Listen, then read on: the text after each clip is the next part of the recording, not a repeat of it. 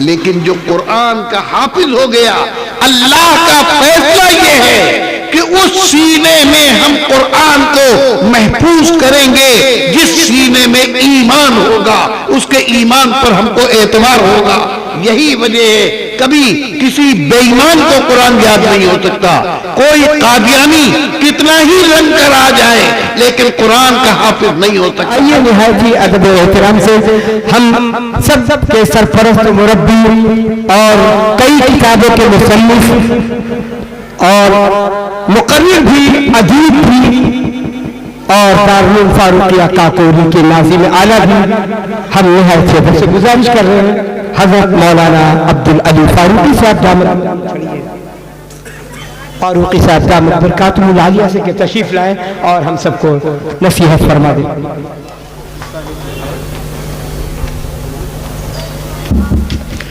بسم اللہ الرحمن الرحیم، نحمدک یا رب العالمین، والصلاة والسلام علی النبی الصادق الامین، وعلى آلہ واصحابہ الذین نجوم الہدایة والیقین۔ رب اشرح لی صدری ویسر لی امری واحلل عقدۃ من لسانی یفقہوا قولی، اما بعد فاعوذ باللہ من الشیطان الرجیم، بسم اللہ الرحمن الرحیم، انا نحن نزلنا الذکر وانا له لحافظون، صدق اللہ العلی العظیم۔ حضرات علماء کرام، طلباء عزیز، معزز اور محترم سامعین کرام، جیسا کہ آپ حضرات کے علم میں ہیں اور ابھی قاری شاہ فیصل صاحب نے اعلان بھی کیا کہ کچھ قانونی مجبوریوں کی وجہ سے یہ پابند ہیں، تو پروگرام 11 بجے ختم ہونا ہے، اور ابھی ہمارے اسٹیج پر کئی اہم علماء کرام موجود ہیں، تو اس وقت 22-23 منٹ ہو گئے 10 بج کر، تو یہ 35-40 منٹ کا وقت ہے، 45 منٹ سمجھ لیجئے، اسی میں 10-10 5-5 منٹ سب کی بات کسی نہ کسی طرح ہو جائے، تو اس لیے میں کوئی لمبی بات نہیں کروں گا، بس مختصراً یہ آپ کے سامنے ایک بات تو یہ عرض کرنا ہے کہ میں اکثر ایک بات کہتا ہوں، اکبر سے آج بھی میں نے یہ بات کہی، کاکوری گئے تھے یہ حافظ اکبر صاحب، تو یہ کوئی تصنع میں نہیں، جو واقعہ ہے، میں کہتا ہوں کہ بھائی تم لوگ ہم سے اچھے ہو۔ میرا معاملہ تو یہ ہے کہ والد صاحب رحمت اللہ علیہ نے 1967 میں ایک ادارہ قائم کیا تھا جب میں دارالعلوم دیوبند میں پڑھ رہا تھا، کاکوری میں۔ دارالمبلغین کی اصل ذمہ داری تھی ان کی، محتمل تھے وہ مدرسے کے، اصل ان کا کام، لیکن یہ کہ کچھ حالات تھے، اب اس کا ایک پس منظر ہے، میں وہ سب چیزیں چھوڑ کر مختصراً یہ کہہ رہا ہوں کہ والد صاحب نے ایک ادارہ قائم کیا۔ پھر میں جب 1970 میں دارالعلوم دیوبند سے فارغ ہو کر آیا تو انہوں نے مجھ کو وہاں لگا دیا، اور جیسا تیسا ہوا بس وہی رہا، یعنی اس ادارے سے آگے میں بڑھی نہیں پایا، نہ کوئی اس کی شاخ، نہ کوئی اور دوسرا مدرسہ، زمین بھی ہے، سب کچھ ہے، مگر اللہ کے فیصلے ہوتے ہیں۔ تو میں اگر مرنے کے بعد ہر آدمی کا ایک مسئلہ ہوتا ہے کہ بھئی فلاں نے یہ کام، جیسے والد صاحب رحمت اللہ علیہ کی وفات کے بعد ان کے لیے لکھا گیا کہ سنی انٹر کالج کے 3 بانیوں میں ایک وہ بھی تھے، مولانا ظفر الملک الوی اور شیخ مستنصر اللہ صاحب اور میرے والد صاحب۔ ان 3 آدمیوں نے سڑک پر چادر پھیلا پھیلا کر دکانداروں سے بھیک مانگی اور سنی انٹر کالج کا قیام ہوا۔ سنی پہلے وہ پرائمری ہو، پھر جونیئر ہو، پھر ہائی اسکول اور پھر انٹر کالج۔ دوسرا دارالمبلغین سے ان کا پوری زندگی تعلق رہا۔ تیسرا ان کا ادارہ یہ جو دارالعلوم فاروقیہ قائم کیا تھا، تو کم سے کم یہ 3 کام ان کے تھے. پھر وہ ایک رسالہ اپنے وقت میں نکالتے تھے، دار المبلغین کا ترجمان الداعی، اور مقرر وغیرہ جو کچھ تھے وہ تو تھے ہی. میں ان کے کیا فضائل بیان کروں اپنے باپ کے سلسلے میں. بہرحال جب وہ آئے تو ان کے لیے بیان کرنے کی یہ چیز ہے. اور میں اپنے لیے کہتا ہوں کہ میرے مرنے کے بعد کیا لکھا جائے گا، کیا کیا. 1970 سے اب تک اتنا وقت ہو گیا، کچھ نہیں. والد صاحب ایک ادارہ قائم کر کے گئے، وہ اسی سے لگا رہا، رگڑ گھس ہوتی رہی، کہانی ختم، کچھ نہیں. اس کے مقابلے میں نے اکبر سے بھی آج کہا، اور قاری رضی الدین صاحب سے بھی میں یہ بات کہتا ہوں کہ اللہ تعالیٰ نے آپ لوگوں سے کام لیا. اور اکبر کا بھی معاملہ یہ ہے، یہ اللہ تعالیٰ نے ایک ادارہ ان سے قائم کرایا، اور یہ مدرسہ بہت مضبوط تعلیم ہوتی ہے. میں ذاتی طور پر واقف تھی. اللہ کے لیے جو کام کرتا ہے اللہ کی مدد اس کے ساتھ آتی ہے. سب سے بڑی بات یہ ہے کہ ان کو، حافظ اکبر کو، شہر اور شہر کے باہر ہمارے علماء، ہمارے اکابر کی سرپرستیاں حاصل ہیں. ندوے کے علماء ہوں، یا ہمارے دار المبلغین کے علماء ہوں، یا کانپور کے لوگ ہوں، اکبر کا تعلق سب سے ہے. اور اس کو آپ اس سے اندازہ کر لیجیے کہ اس وقت کون کون بیٹھا ہے. 2 گھنٹے کا ان کا پروگرام تھا، صرف 9 سے 11، لیکن سب موجود ہیں شہر میں. مولانا جہانگیر صاحب بھی تشریف فرمائے، مولانا کفیل اشرف صاحب بھی موجود ہیں، مولانا عبداللہ امین الحق کانپور سے تشریف لائے، حضرت مولانا افضال الرحمان صاحب آئے تھے اور انہوں نے ہی تاریخ دی تھی، اور انہی کے حکم سے اور ان کے تعلق سے میں بھی حاضر ہوں. لیجئے صاحب، قاری ریاض صاحب بھی آئے. تو یہ ان سے تعلق کی بات اور ان کی خدمات کا اعتراف کرنے کی بات، جس سے یہ کہتے ہیں وہ ان کی بات کو قبول کرتا ہے. اللہ کا تو اللہ نے ان سے ایک کام لیا. اب اس وقت میں آپ کے سامنے یہ منظر ہے، یہ بچے ان کے سروں پر پگڑیاں بندھی، کیا؟ میں اکثر ایک بات کہتا ہوں کہ آپ لوگ لکھنؤ جیسے شہر کے رہنے والے ہیں، جہاں ایک سے ایک انگلش میڈیم اسکول بھی ہیں اور ہر طرح کے اسکول ہیں، اور سارے اسکولوں اور کالجوں کے سالانہ پروگرام، اینول فنکشن ہوتے ہیں. یونیورسٹیوں میں جو سالانہ تقسیم اسناد وغیرہ کا کام ہوتا ہے اس کو کانوکیشن کہتے ہیں. کالجز میں جو ہوتا ہے وہ ان کو اینول فنکشن کے نام سے یاد کرتے ہیں، پرائز ڈسٹریبیوشن اور سرٹیفکیٹ ڈسٹریبیوشن وغیرہ وغیرہ نام. تو وہ لوگ جو جلسے کرتے ہیں اپنے پروگرام، ان کا مقصد کیا ہوتا ہے؟ وہ ظاہر ہے لمبی لمبی فیسیں لیتے ہیں، لمبی لمبی فیسیں. تو ان کا مقصد یہ ہوتا ہے کہ وہ سرپرستوں کو، بچوں کے سرپرستوں کو مطمئن کرنا چاہتے ہیں کہ ہم حرام خوری نہیں کر رہے ہیں، ہم آپ کا پیسہ ضائع نہیں کر رہے ہیں، بلکہ ہم آپ کے بچوں کو کچھ دے رہے ہیں. دیکھیں یہ بچہ انگریزی میں تقریر کر رہا ہو، یہ بچہ یہ کر رہا، وہ بچہ وہ کر رہا، اس طرح سے مطمئن کرنے کے لیے. لیکن یہ جو اس وقت کا پروگرام ہے یہ اس کے لیے نہیں. ان میں کے بیشتر لڑکے، ہم جو مقامی بچے ہیں ان کے ہو سکتا ہے کہ سرپرست آ گئے ہوں. جو بیرونی، ابھی ہمارے ہاں اسی دسمبر کی 24 تاریخ کو دستار بندی کا جلسہ ہوا، 77 لڑکوں کی دستار بندی ہوئی. کاکوری اور کاکوری کے جوار کے 5-7 سرپرست آ گئے ہوں تو آ گئے ہوں، لیکن وہ بہار اور کہاں کے جو سب لڑکے ہیں، کیا ان کے باپ وہ بھی اس کے سرپرست بھی آئے دیکھنے؟ کچھ نہیں. تو ہم کس کو دکھا رہے ہیں؟ کس کو متاثر کر رہے ہیں؟ جلسے یہ نہیں، بلکہ اب میں جو آپ سے ایک ہی بات کہنا چاہتا ہوں، کوئی لمبی بات نہیں.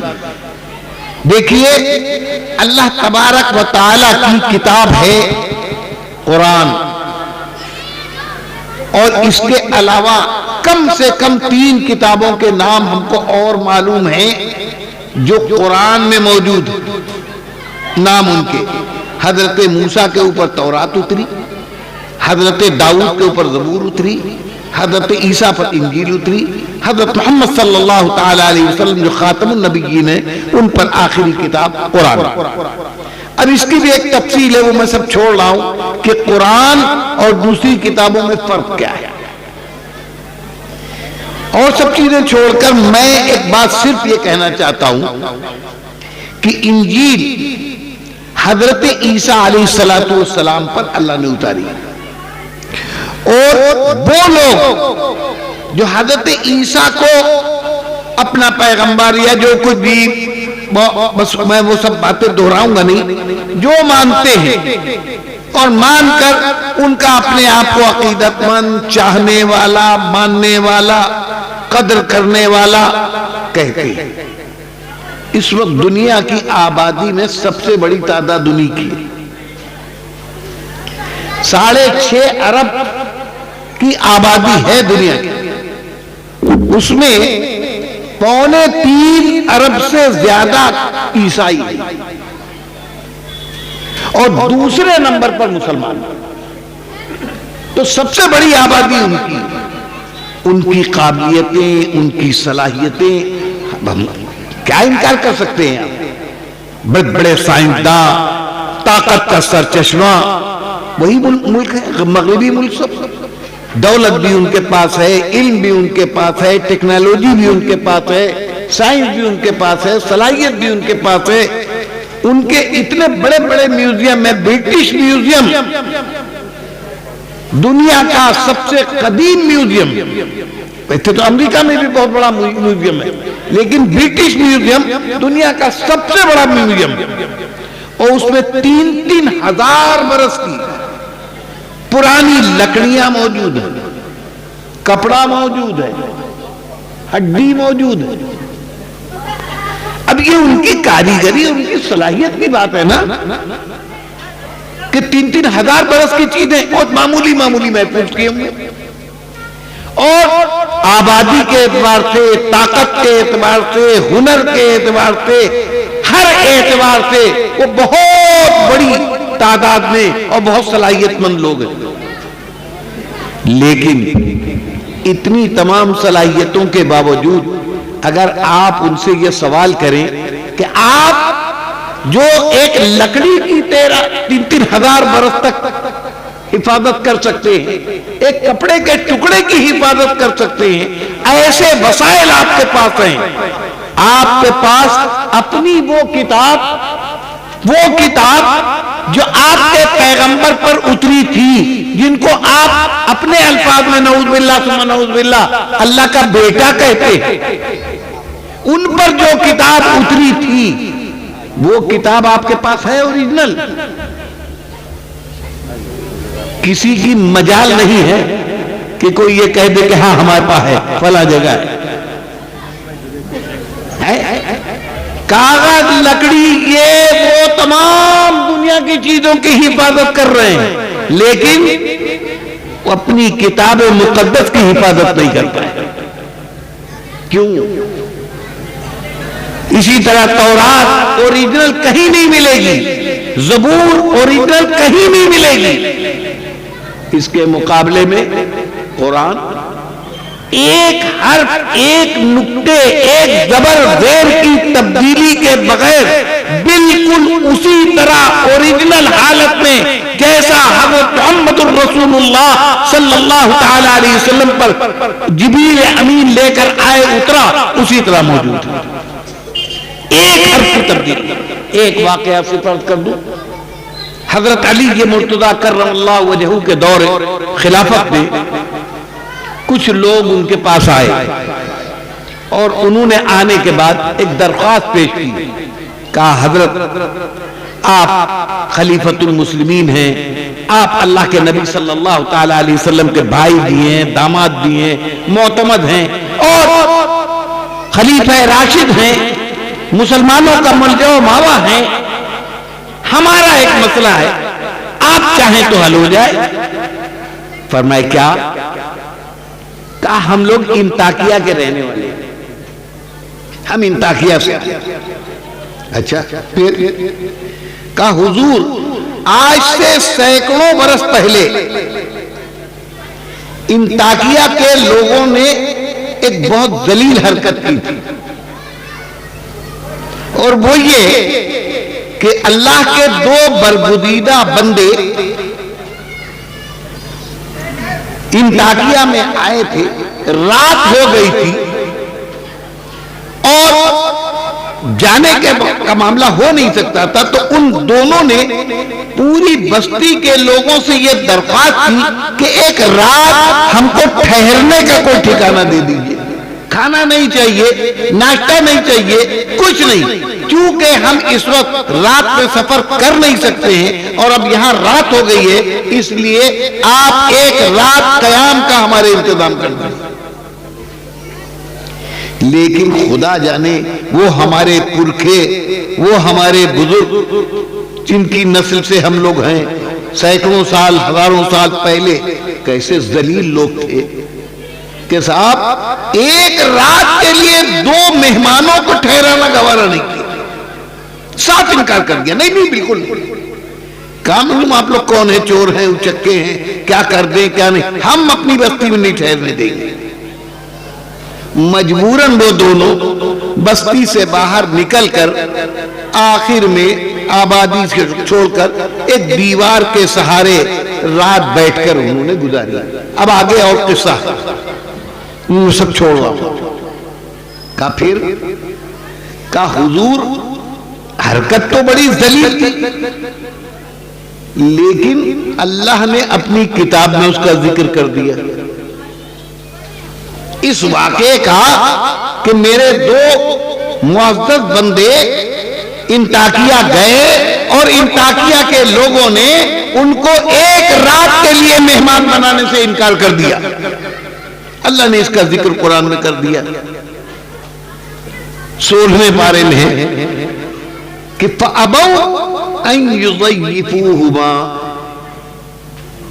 فَأَبَوْا أَن يُضَيِّفُوهُمَا، ان لوگوں نے، بستی والوں نے ان دو آدمیوں کو یعنی حضرت موسیٰ اور حضرت خضر کو مہمان بنانے سے انکار کر دیا۔ اللہ میاں نے اس کا ذکر کر دیا۔ اب قرآن تو قیامت تک کی کتاب ہے، اس کو کوئی مٹا نہیں سکتا، اس میں کوئی ایک حرف کی تبدیلی نہیں ہو سکتی۔ کہاں اب صورتحال یہ ہے کہ کرے کون بھرے کون، سینکڑوں برس پہلے کے وہ شاطر لوگ، وہ نکمے لوگ، وہ ہمارے پرکھے، انہوں نے حرکت کی تھی، ضلالت کی کہ دو معزز مہمانوں کو ایک رات ٹھہرانے سے انکار کیا تھا۔ انہوں نے کیا تھا نا، ہم نے تو نہیں کیا، لیکن اللہ نے اپنے قرآن میں جب ذکر کر دیا تو اب صورتحال یہ ہے کہ ہم لوگ کہیں جاتے ہیں، لوگ اگر پوچھتے ہیں آپ کہاں سے آئے، کہاں کے رہنے والے، جہاں ہم نے کام انطاکیہ کہ اچھا وہی انطاکیہ جہاں کے لوگوں نے موسیٰ اور خضر کو مہمان بنا، ہمیں بڑے ذلیل لوگ ہو تم لوگ، یہ چھتا لگا ہوا ہے۔ اب ہماری سمجھ میں نہیں آ رہا کہ داغ کیسے دھلے۔ تو حضرت علی رضی اللہ تعالیٰ عنہ فرمایا ہاں بھائی مسئلہ تو ہے، لیکن اس کا ہم کیا حل کر سکتے ہیں بھائی، یہ تو اللہ کا معاملہ ہے، اللہ کی کتاب کی بات۔ تو ان لوگوں کا حضور آپ چاہیں تو سب کچھ ہو سکتا ہے۔ کہا کیسے، میں کیا کر سکتا ہوں بھائی؟ کہا حضور ابو میں با کے نیچے ایک نقطہ ہے، وہ ایک نقطہ نیچے سے اٹھا کر اوپر کر دیجئے اور اس کے ساتھ ایک نقطہ اور ملا دیجئے تو وہ ابو کا اتو ہو جائے گا۔ ابو ایوہما کا مطلب ان لوگوں نے مہمان بنانے سے انکار کر دیا، اور اتو کا مطلب آ گئے مہمان بنانے کے لیے، بالکل الٹ جائے گا، ہماری تقدیر بدل جائے گی۔ جتنا پیسہ بیت المال میں آپ کہیں ہم جمع کر دیں، یہ چھدہ ہٹے، یہ ذلت ہٹے ہمارے۔ تب حضرت علی نے فرمایا کہ جب تک تم نے اپنا مسئلہ میرے سامنے پیش کیا تھا میں بھی پریشان ہو گیا تھا یہ سن کر میرے اللہ کی کیا مصلحت ہے. اللہ کی مصلحت اللہ جانے. کہتے تو یہ ٹھیک ہے جرم ان کے آبا اور اجداد نے کیا تھا سزا ان کو مل رہی ہے, لیکن تم نے یہ جو فرمائش کی اس سے یہ بات سمجھ میں آ گئی کہ میرے رب کا ہر فیصلہ بہتر اور مصلحت وہی جانتا ہے. تم ذلیل لوگ ہو, تمہارے دل میں یہ خیال کیسے آیا کہ قرآن کے ایک نقطے کو بھی کوئی تبدیل کر سکتا ہے؟ کیسے تم نے سمجھ لیا؟ میری اوقات ہے یہ؟ تمہارے دل میں یہ خیال آیا, اس لیے اللہ نے تم کو ہمیشہ کے لیے ذلیل کر دیا. یہ ایک واقعہ میں نے اس لیے سنایا کہ یہ بچے بیٹھے ہوئے ان کے جو استاد ہوں گے ظاہر ہے وہ ان بچوں سے افضل ہیں, انہوں نے پڑھایا ہے. یہ بچے ہمارے مدارس میں اللہ کے فضل و کرم سے آج بھی اساتذہ کا احترام, بڑوں کا احترام بہت. وہ یہ بچے جو اپنے استاد سے ڈرتے ہوں گے, ان کا ادب کرتے ہوں گے, احترام کرتے ہوں گے. اب اگر استاد صاحب رمضان آ رہے ہیں جو بول نہیں پاتے ان کے سامنے, استاد صاحب نے تراویح میں رمضان قرآن شروع کیا, اپنے ان بچوں میں سے کسی بچے سے کہا تم میرے سامنے بن جاؤ. قرآن کوئی کتنا ہی بڑا دعوے داری کسی کی نہیں, وہ کتنے ہی بڑے قاری ہوں, کتنے ہی بڑے حافظ ہوں, لیکن کہیں نہ کہیں بھول سکتے. اگر وہ کہیں پر ایک لفظ زبر زیر کی بھی غلطی کریں گے تو ان کا وہ شاگرد جو ان کے سامنے کھڑے ہونے کی ہمت نہیں کر پاتا, ان کا جواب دینے کی ہمت نہیں کر پاتا, وہی ٹک سے بولے گا, فوراً ٹوکے گا. پھر رعایت نہیں, قرآن نہیں سن سکتے غلط, چاہے تم ہمارے ابا ہو چاہے ہمارے استاد ہو, غلط پڑھا ٹوکیں گے. کیا بات؟ اس کا مطلب یہ ہے کہ قرآن اللہ نے, اور یہ بات کیوں ہے, بس بات میری ختم. اللہ نے تورات بھی اتاری, انجیل بھی اتاری, انہی کی کتاب, لیکن یہ سب ٹائم باؤنڈ کتابیں تھیں. ایک وقت تورات کی تعلیمات پر عمل اور تورات والے نبی کی نبوت کے اوپر ان کی تعلیمات پر عمل اس وقت تک تھا جب تک حضرت عیسیٰ نہیں آ گئے اور ان کی کتاب انجیل نہیں آ گئی. جب انجیل آ گئی تو تورات منسوخ, جب عیسیٰ آ گئے تو موسیٰ منسوخ گویا ان کی اب عیسیٰ کی تعلیمات پر عمل. اس لیے یہ کتابیں وقت مقررہ کے لیے تھیں جن کو اللہ جانتا تھا, اس لیے اللہ نے ان کی حفاظت کا ذمہ نہیں لیا, باقی رکھ نہیں تھے. اور قرآن آخری کتاب تھی, اس کے بعد کوئی کتاب نہیں آنا تھی. قرآن کے جن نبی پر اترا وہ آخری نبی تھے, ان کے بعد کوئی نبی نہیں آنا تھا. اس لیے اللہ نے فرمایا اِنَّا نَحْنُ نَزَّلْنَا الذِّكْرَ وَإِنَّا لَهُ لَحَافِظُونَ. اس ذکر کو, اس قرآن کو ہم نے اتارا, اس کی حفاظت ہم ہی کریں. اور بھائی اب وہ بات جس کے لیے میں نے اتنی دیر بات کہی, ان بچوں کی کیا اہمیت ہے, یہ جو ان کے سروں پر پگڑی بندھی ہے یہ کس بات کی دلیل ہے, کاہے کے بتانے کے لیے. دیکھیے آپ کے گھر میں مختلف قسم کا سامان ہوتا ہے, چھوٹا بڑا قیمتی. تو اب ظاہر ہے کہ لوٹا اور بالٹی اور پلیٹ اور یہ وہ سب ایسے ہی رکھ دیا جاتا ہے, لیکن نوٹوں کی گڈی ایسے ہی تھوڑی رکھ دی جاتی ہے. اس کو آپ اپنے حفاظت سے اپنی الماری میں رکھتے ہیں. عورتیں گھر کا انتظام کرنے والیاں ہوتی ہیں, ان کا کھانے پکانے کے برتن یہ وہ سب کچن میں رکھیں, یہاں رکھیں, وہاں رکھیں, لیکن تو ایسے ہی رکھ دیں گے نہ, وہ ایک مخمل کی ڈبیا ہوگی اس میں رکھ کر کے, پھر وہ سیف کے اندر, اور پھر اندر, یعنی جیسی چیز ہوتی ہے ویسے ہی اس کی حفاظت کے انتظامات. قرآن اللہ کا کلام ہے اور اللہ نے خود اس کی حفاظت کا ذمہ لیا. تو تو اب کیسے قرآن کو اللہ نے ان بچوں کے سینوں میں محفوظ کیا؟ ان کے سینے اللہ کے سیف، ان کے سینے اللہ کی تجوری، اس تجوری میں رکھا اللہ نے قرآن کو۔ اور اب ایک بات یہ بھی سمجھ لیجئے کہ اللہ کا کلام ہے اور اللہ کی حفاظت ہے، اس لیے اللہ کا یہ فیصلہ ہے کہ ہم اس سینے میں اپنے کلام کو محفوظ کریں گے جس کے ایمان پر ہم کو اعتماد ہوگا، جس کو ہم مومن تسلیم کریں گے۔